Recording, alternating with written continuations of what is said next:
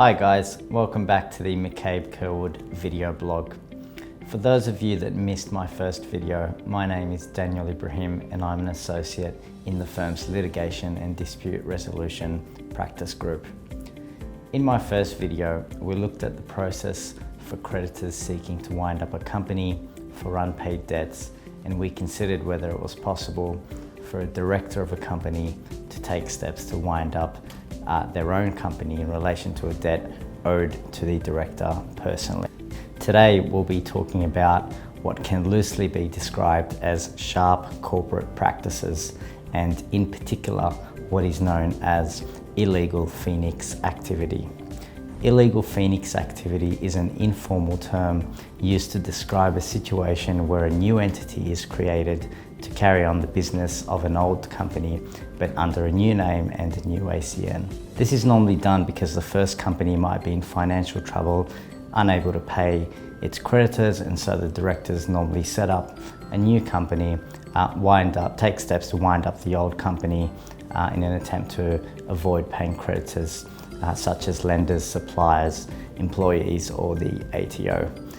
The federal government has established a Phoenix hotline to allow members of the community to report illegal Phoenix activity.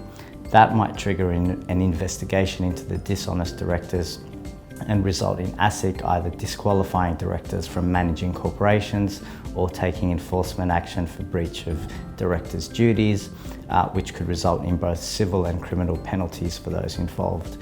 The regulators will look at the intention behind the creation of the new company and the surrounding circumstances, such as whether the new company has the same directors, same shareholders, and whether it's been operated from the same business address as the first company.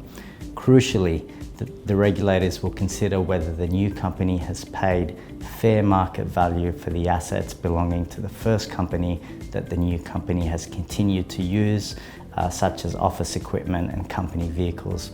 Apart from the potential risk that regulators might investigate the matter, any liquidator of the old company is required to investigate the affairs of that old company. If those investigations reveal an asset of the old company was given to the new company without payment of fair market value, the transfer is likely to be deemed an uncommercial transaction, and steps can be taken by the liquidator to reverse that transaction or recover the fair market value from the new company. In April this year, new laws were passed by both Houses of Parliament designed to strengthen enforcement powers and recovery options against corporate employers who engage in these so-called sharp corporate practices. That bill is awaiting royal assent and is expected to become law in the near future. Now, I should probably make a clear distinction between illegal Phoenix activity and a genuine attempt by a business owner to restructure an existing business or start a new business after having failed in a previous business, which is of course not illegal if it's done properly.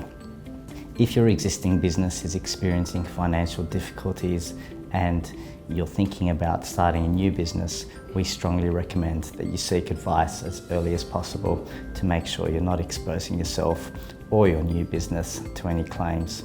Thank you for listening and see you next time.